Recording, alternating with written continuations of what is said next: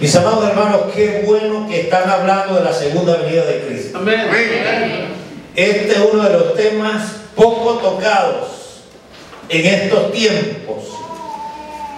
El mundo está más preparado para recibir al anticristo que lo que la iglesia está preparada para recibir a Cristo. Y es triste y lamentable porque la iglesia está como desorientada, la iglesia está como dormida, y el Señor nos dice: levántate tú que duermes, despiértate de los muertos. Y no se lo dice a los mundanos, se lo dice a la iglesia del Señor, a la iglesia de Éfeso. Y nos lo dice a cada uno de nosotros. Y hablar de la segunda venida de Cristo, tenemos que considerar lo siguiente, mis amados hermanos. El Señor Jesucristo estaba sentado en el monte de los olivos y los discípulos le hicieron una pregunta: dinos cuándo serán estas cosas y qué señal habrá de tu venida y del fin del mundo. Y es interesante que el Señor Jesucristo, 2000 años atrás o un poco más, miró el mundo del futuro. Miró el mundo del futuro, porque Él conoce el futuro. Y dijo: vendrán falsos maestros, habrá guerras, rumores de guerras, habrá crisis sanitaria, habrá crisis bélica, habrá crisis moral, se presentará la señal política, etc. Pero este no es el fin, dijo. Esto será el principio de dolores. Y cuando hablo de la segunda venida de Cristo, me gusta destacar tres grandes profecías que debían cumplirse antes de que el Señor viniera por segunda vez.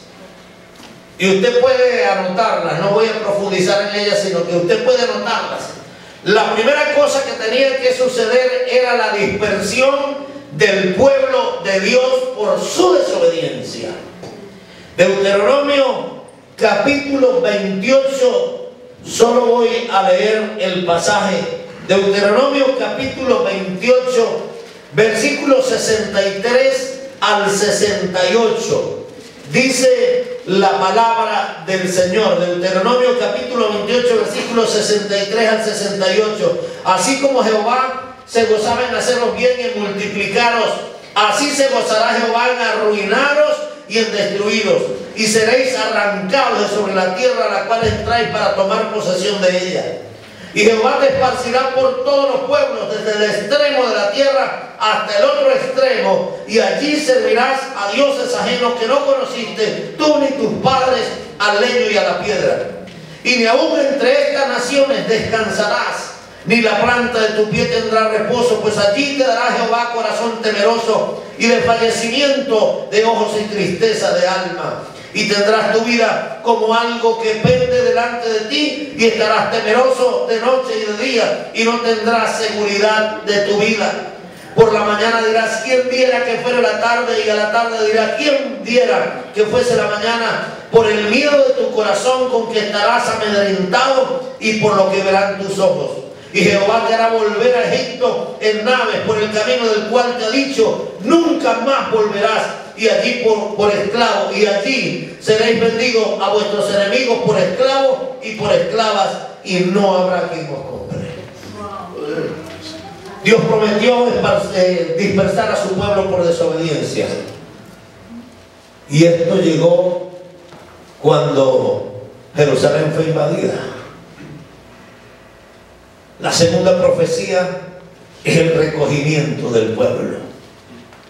Dice la Biblia en Deuteronomio 30, versículo 1: sucederá que cuando hubieran venido sobre ti todas estas cosas, la bendición y la maldición que he puesto delante de ti, y te arrepintieres en medio de todas las naciones a donde te hubiere arrojado Jehová tu Dios, y te convirtieres a Jehová tu Dios y obedecieres a la voz conforme a todo lo que yo te mando hoy, tú y tus hijos, con todo tu corazón y con toda tu alma, entonces Jehová hará volver a tus cautivos y tendrá misericordia de ti y volverá a recogerte de entre todos los pueblos a donde te hubiera esparcido Jehová tu Dios.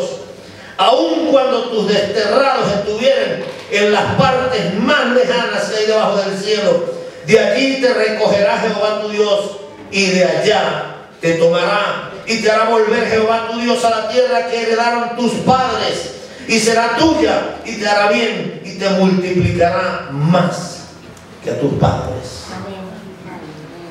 14 de mayo del año 1948. Las Naciones Unidas aprobaron la independencia de Israel.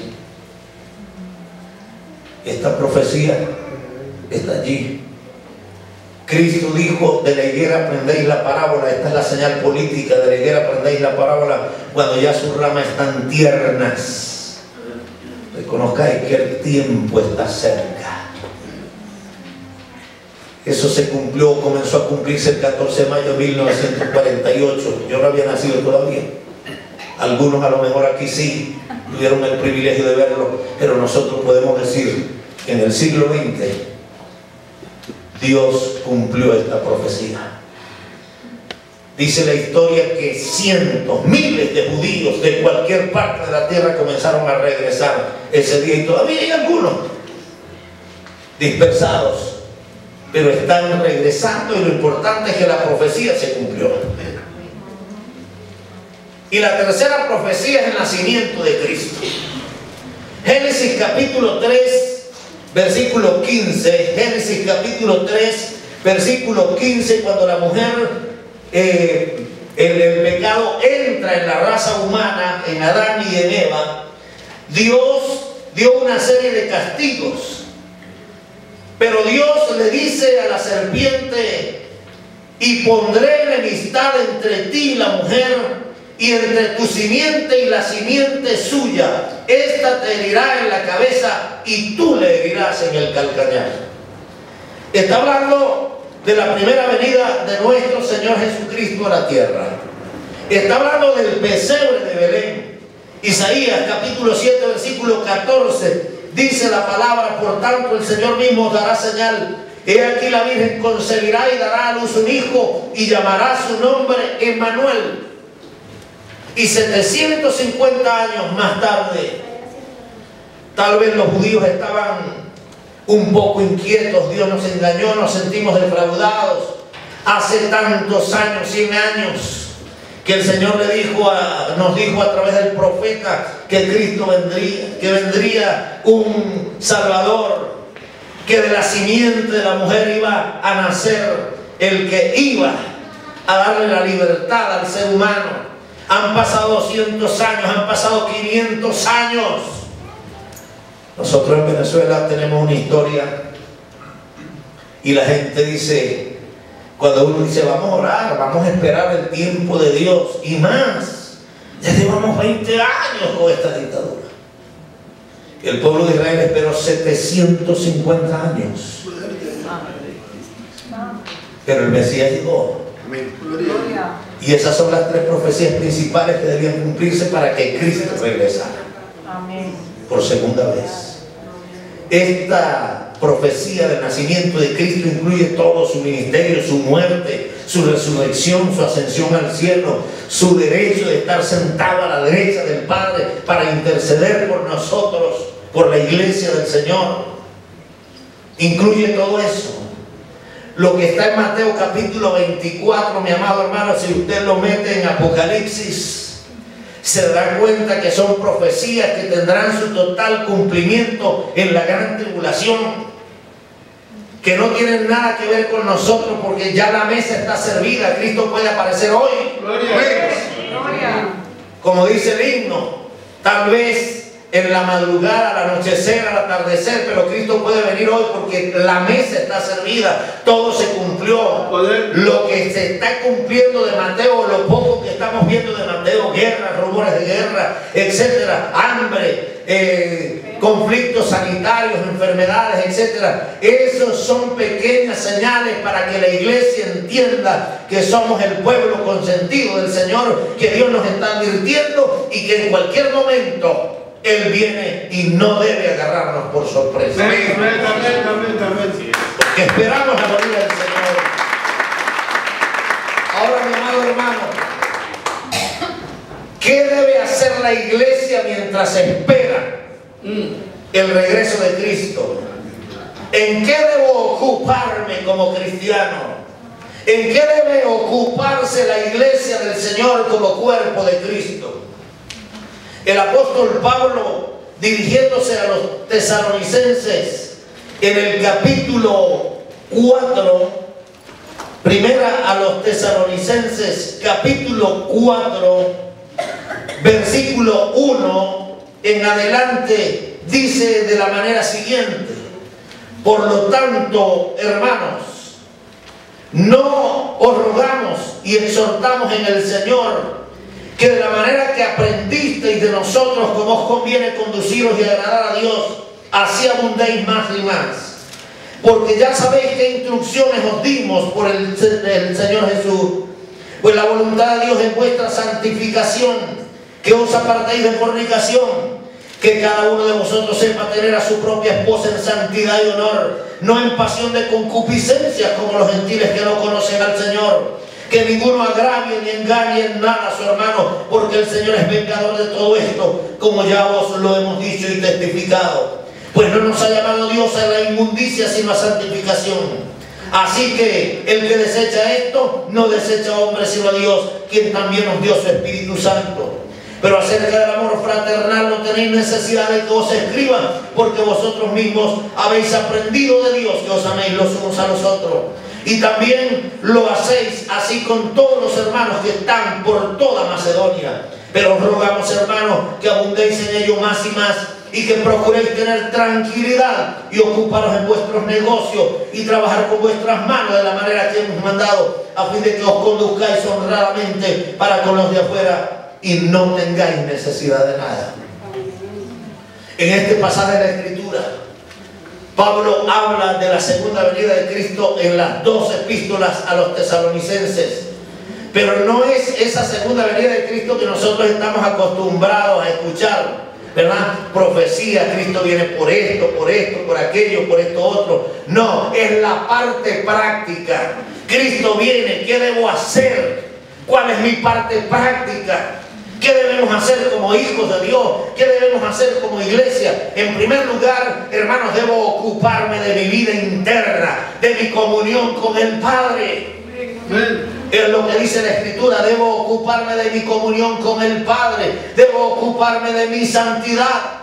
Capítulo 4, versículo 1 al 8. Es interesante que el apóstol Pablo presenta argumentos de peso. En el capítulo 4, versículo 1, dice que os rogamos y exhortamos en el Señor. Un argumento de peso. Yo no les estoy hablando de esto, dice Pablo, porque yo quiero. No, el Señor está rogándole a su pueblo, está rogándole a la iglesia. Luego en el capítulo 5, versículo 27, dice: os conjuro que esta carta debe ser leída en todas las iglesias. Amén. La importancia resalta de la santidad ante el regreso poderoso de Cristo a la tierra. La iglesia debe vivir en santidad. El otro argumento es el ejemplo. Capítulo 4, versículo 1. Dice: por lo demás, hermanos, os rogamos y exhortamos en el Señor, de la manera que aprendisteis de nosotros. Amado hermano, la dicha más grande de un pastor es cuando ve a la iglesia no llena. Por supuesto que nos gusta ver la iglesia llena, pero ¿de qué nos sirve ver un templo lleno con gente vacía? La satisfacción más grande es cuando la iglesia vive y practica la palabra de Dios. Esa es la satisfacción más grande para mí como pastor. Y el apóstol Pablo está diciendo: de la manera que aprendisteis de nosotros. Y en el capítulo 2, versículo 10 lo vuelve a repetir. Dice: vosotros sois testigos, y Dios también, de cuán santa, justa e irreprensiblemente nos comportamos con vosotros los creyentes. Ese es el otro argumento. Primero, el Señor me lo ordena. Segundo, el ejemplo que nosotros le hemos dado. Cómo os conviene conduciros y agradar a Dios. Y Pablo está metiéndose aquí con asuntos morales, porque la santidad tiene que ver con la moralidad del creyente, para que andéis en ello, que siga mis instrucciones, versículo 3. Y es interesante, mi amado hermano, que el apóstol está hablando de la voluntad de Dios. La voluntad de Dios es vuestra santificación. Y la palabra santificación en el griego se refiere al acto de gracia por el cual el creyente es separado del mundo y de sus propias motivaciones egoístas para convertirse en una posesión sagrada de Dios. Nosotros somos templo del Espíritu Santo. La teología que nosotros aprendimos, en algunas partes nos enseñaron a separar. Y a veces somos medio gnósticos, porque los gnósticos enseñan: no importa lo que tú hagas con tu cuerpo, peque, haz lo que te venga en gana, lo importante es que tu alma esté santa. Amén. Pero eso no es lo que la Biblia dice. La Biblia dice que mi cuerpo, mi alma y mi espíritu deben ser guardados irreprensibles hasta la venida del Señor. Por eso nosotros tenemos creyentes mentirosos, pastores mentirosos, líderes mentirosos, porque hemos separado. Creemos que el Espíritu Santo vive en el corazón y no en el cuerpo. La palabra somos templo del Espíritu Santo. La palabra allí es cuerpo, nuestro cuerpo, soma, cuerpo de carne y hueso. El Espíritu Santo vive en este cuerpo de carne y de hueso. No vive en el Espíritu, vive en todo nuestro ser, mi amado hermano. Por eso santidad tiene que ver con eso. Es el proceso del crecimiento en el cual el creyente va muriendo a su vieja naturaleza y despertando, viviendo para la nueva naturaleza. La diferencia entre santificación y justificación. Justificación es algo que Dios hace por nosotros. A través de la cruz de Cristo, de la muerte de Cristo en la cruz del Calvario, nos declaró justos. Eso lo hace Dios por nosotros. Pero la santificación, Dios hace algo en nosotros. Justificación por nosotros no lo podíamos hacer. Santificación lo hace en nosotros. Y con su ayuda nosotros vamos muriendo a la vida vieja. La santidad es progresiva, mi amado hermano. La justificación es un hecho puntual, pero la santificación es progresiva. Por eso el apóstol Pablo está diciendo: ocúpense. Tenemos que ocuparnos de vivir en santidad. Santidad es aseo. Santidad es orden. Una vez llegó una oveja a su pastor argentino y le dijo: pastor, ayúdeme, llorando, ayúdeme, pastor, mi esposa me está pidiendo el divorcio, yo no me quiero divorciar, tenemos tantos años de casados. Y el pastor le dice: mira, con ese mal aliento que tú siempre cargas, si yo fuera tu mujer también te pediría el divorcio. Hermanos, a veces creemos que santidad es solo venir y adorar y levantar las manos, y en nuestra casa está desordenada, no aseamos nuestro cuerpo.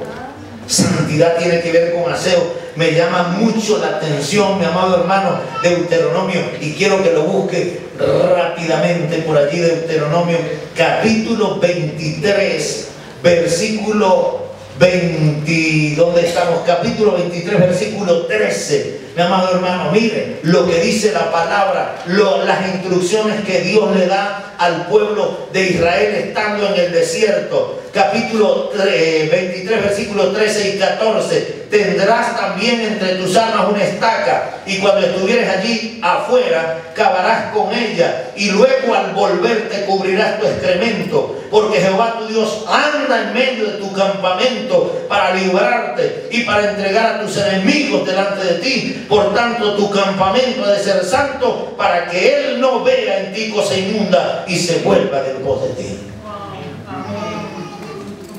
No había letrinas, no había posetas modernas, ni de esas que cuando usted se sienta y se está levantando, ella misma automáticamente despide todos los desechos que usted ha hecho. No, no había nada de eso. Ni siquiera de aquellas antiguas que tenían una cadenita aquí que uno tenía que bajar y el tanque estaba arriba y de pronto, ¿verdad? No, no había nada de eso. Pero había un terreno inmenso llamado desierto. Y Dios le dijo, una estaca. Y saben que el gato, que es menos inteligente que nosotros, él lo hace. Él lo hace. ¿Qué de aquellos jovencitos que dejan las posetas sucias? ¿Posetas se llaman aquí? Sí, inodoros. Los inodoros sucios, para que el otro que viene detrás de usted lo baje, para que mamá lo limpie. Eso no es santidad.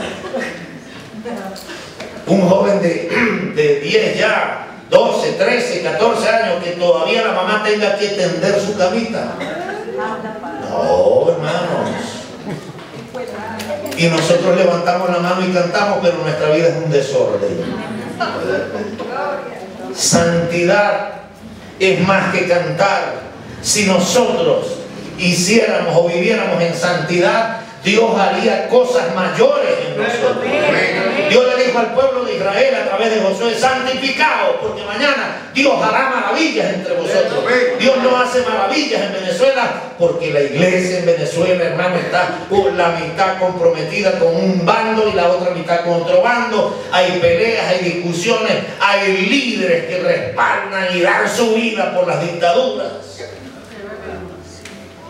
Y hermano, ¿en qué va a parar todo esto? Y Dios queda a un lado, no importa lo que diga Dios. A mí lo que me interesa es que viva bien como familia aquí en Venezuela. ¿Sabe que somos como aquel rey que Dios le prolongó la vida? Dios lo reprendió a través del profeta Isaías. Ezequías, sí, Dios lo reprendió a través del profeta Isaías. Y el rey fue egoísta. Bueno, no importa. Con tal y en mis días haya paz, no importa que mis generaciones futuras sufran. Mis amados hermanos, santidad, santidad. Os apartéis de fornicación, versículo 3. Os apartéis de fornicación. Y me llama mucho la atención que la palabra fornicación viene del griego porneia. ¿A qué se le parece? A pornografía. Es decir, que la adición a la pornografía es fornicación. No solamente acostarme con una mujer que no sea mi esposa. No, el que es adicto a la pornografía es un fornicario. Es lo que está diciendo la Biblia. Y la palabra de Dios nos habla de manera muy expresa aquí en cuanto a lo que el apóstol Pablo quiere decir. Os apartéis de fornicación. Que cada uno sepa tener a su propia esposa en santidad y honor. ¿Cómo está nuestra relación con las esposas, hermano? Cristo guarda a su iglesia, la cuida, que sea una iglesia sin manchas, sin arrugas. Y hermano, hay muchas esposas de cristianos que han envejecido prematuramente porque nosotros somos unos descuidados como él. No es posible que la esposa tenga que trabajar para comprar sus cosméticos. No, es mi responsabilidad dárselo. Quiero una esposa bonita. Ah, no, pero es que si le compro los cosméticos, no, me la van a quitar. No, los celos son de la carne, hermano. Los celos son de la carne. Y eso es santidad, hermano. Cuidar a a mi esposa, eso es santidad. Yo ando con mi esposa ahorita para arriba y para abajo, hermano.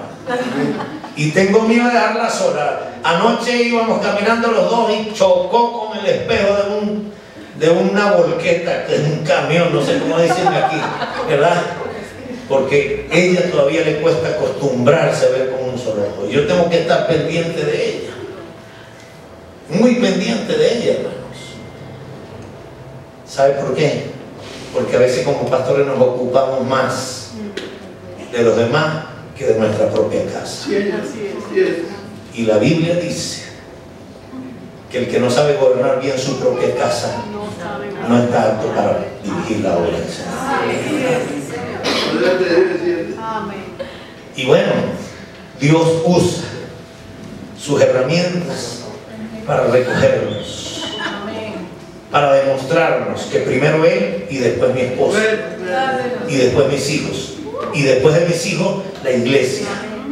No, pastor, pero primero la iglesia, primero la obra del Señor. No, primero el Señor y después mi familia. Porque la autoridad comprobada de un siervo del Señor, llámese como se llame, músico, diácono, etcétera, está en el hogar. Y eso es santidad, mi amado hermano. Que os apartéis de fornicación. Algunas traducciones utilizan que cada uno sepa mantener a su propio cuerpo en santidad y honor. Que cada uno sepa mantener a su esposa. Las dos son aceptables, hermano. Porque es mi responsabilidad mantener mi cuerpo como templo del Espíritu Santo en santidad delante de Dios. Y es mi responsabilidad como hombre casado mantener a mi esposa en santidad y honor. Eso es santidad, mi amado. Testimonio. Testimonio, no testimonio, sino testimonio. Estamos llamados, mis amados hermanos, a dar buen testimonio, saber tener a nuestra esposa, dejar de abusar y de engañar al hermano en este asunto. ¿En cuál asunto? Hermano, cuidado, le quita a la mujer a tu hermano en Cristo. Cuidado con codiciar las hijas de tu hermano si tú eres un hombre casado. Hay poder. Es que nosotros no caigamos en ese abuso, dice el apóstol. Y hay hombres o mujeres que llegan a la iglesia porque saben que en una iglesia evangélica se consigue un buen esposo o una buena esposa. Amén. Poder de Dios. Que no la van a conseguir en el mundo, hermano. Hay poder en Jesús. Hay amigos que me han dicho, no, yo voy a asistir a tu iglesia, chico, porque quiero casarme y yo sé que las mujeres cristianas son buenas. Pero resulta que a los hombres no les parecen las mujeres cristianas buenas, sino que las van a buscar al mundo. Entonces, ¿dónde vamos a parar? Lo primero que debemos hacer es ocúpese de su santidad. Y Pablo vuelve a rematar esto en el versículo 7, cuando dice, pues no nos ha llamado Dios a inmundicia, sino a santificación. Chistes de doble sentido, nuestra manera de hablar, lo que están recibiendo directo a tu corazón. En los últimos devocionales he tocado esos temas, la manera de cómo debe andar el cristiano que anda contigo, porque en primer lugar está mi relación con Dios. Amén. En segundo lugar está el ministerio de mi Padre,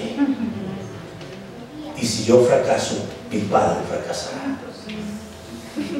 Y yo estoy aquí, Dios me ha puesto para honrar su nombre y el ministerio de mi Padre. Yo soy parte de ese ministerio.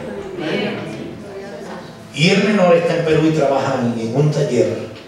El hombre lo enseñó porque me lleva técnico en computación, arma, desarma, desbarata todo lo que tiene que ver con computación, lo vuelve hermano.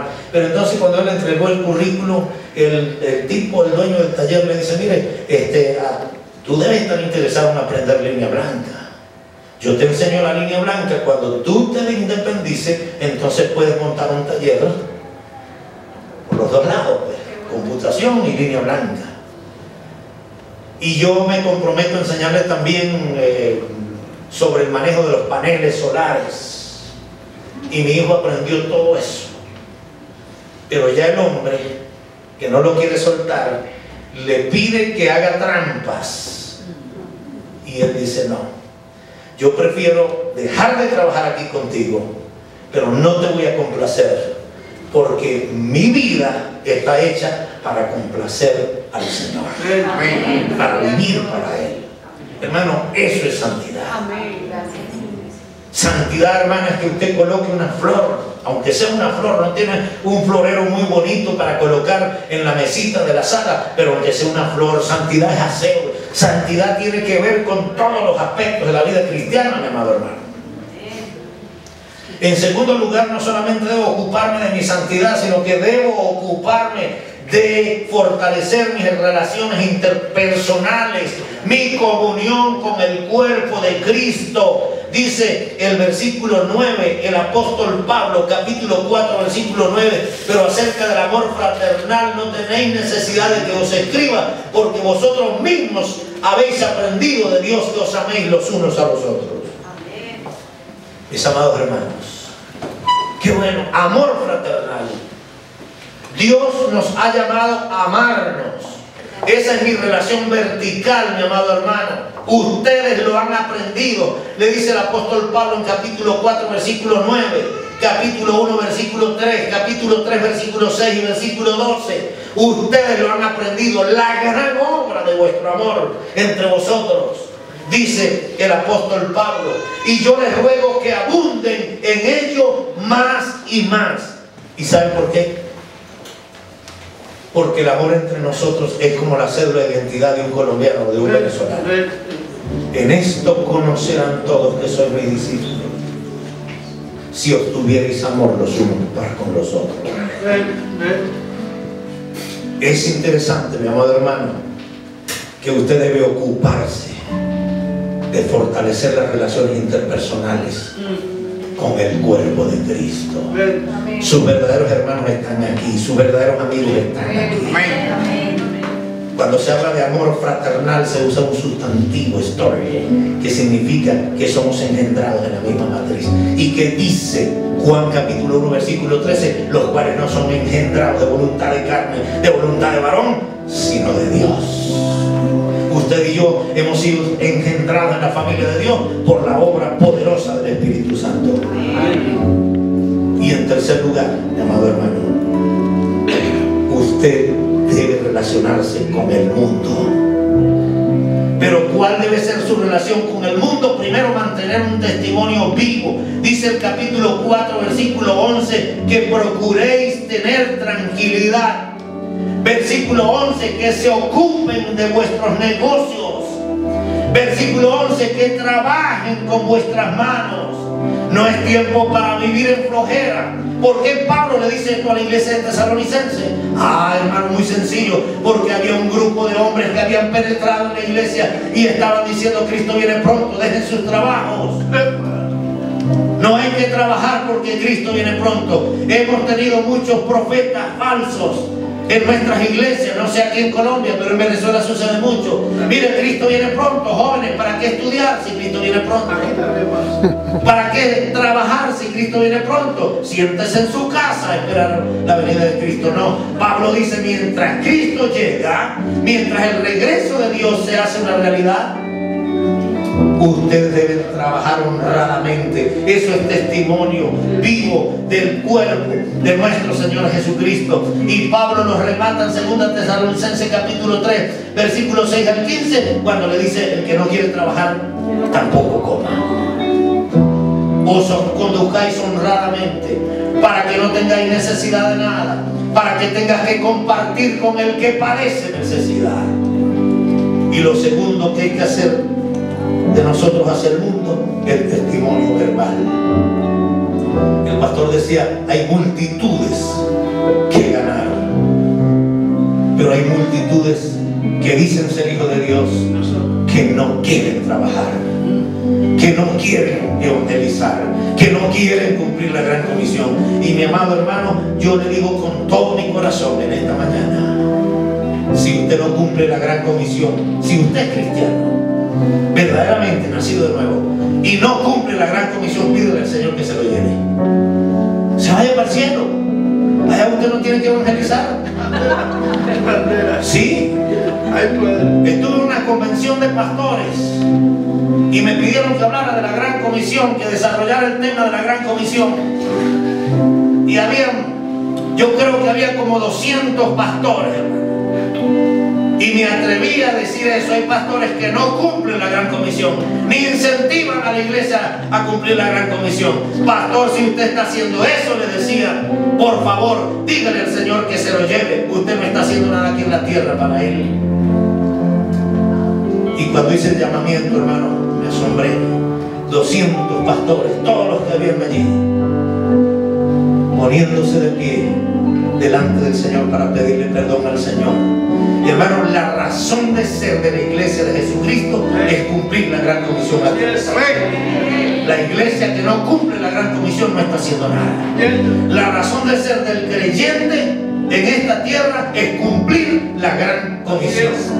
Y hay muchos pasajes que pudiera citar, pero permítame citar solo uno. Primera a los Corintios capítulo 11 versículo 26. Cada vez que comáis de este pan y bebáis de esta copa, la muerte del Señor anunciáis hasta que Él venga. Hasta la cena del Señor nos compromete con la Gran Comisión. Mi amado hermano, Cristo viene pronto. No se ponga a ver que si hay terremoto, que no. Ya todo está cumplido, la mesa está servida. Cristo puede venir hoy al atardecer, puede venir en la madrugada, puede venir mañana al amanecer. Todo está servido. ¿Qué vas a hacer? ¿Qué vas a hacer? La primera tarea por la cual Dios le va a pedir a usted que le dé cuentas. ¿Qué hiciste con la Gran Comisión?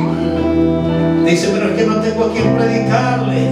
Y seguro que aquí hay mujeres que tienen maridos que no son creyentes, hijos que no son creyentes, padres que no son creyentes, primos que no son creyentes, y todavía está diciendo, ¿a quién le predico? Hermano, Dios te ha puesto para brillar en tu hogar. Eres misionero en tu hogar, eres misionero en tu barrio, eres misionero en tu urbanización, eres misionero en tu ciudad, eres misionero en tu país, eres misionero donde Dios quiere llevarte. Pidámosle a Dios que verdaderamente estemos preparados para ese momento.